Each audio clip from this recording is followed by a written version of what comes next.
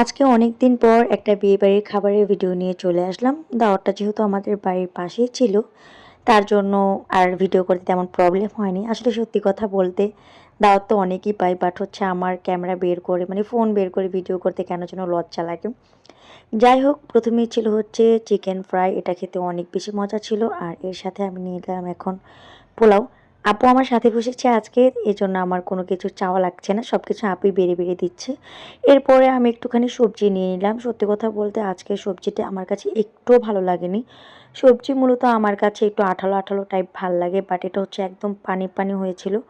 That's why আমার কাছে সবজিটা তেমন ভালো লাগেনি। এরপরে আমি নিয়ে নিলাম চিকেন রোস্ট।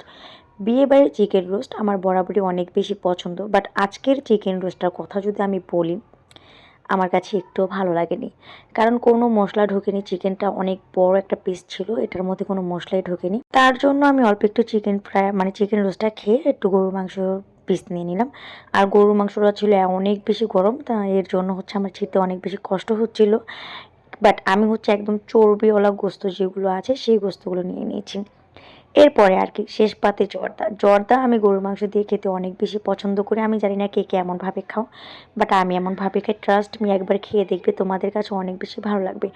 আর বিয়েবাড়ির সম্পূর্ণ খাবারের ভিতরে আমার জর্দা অনেক বেশি পছন্দ। তো আমি জর্দা খেতে খেতে আজকের মতো ভিডিওটা শেষ করছি। সবাই ভালো থাকবে, আল্লাহ হাফেজ।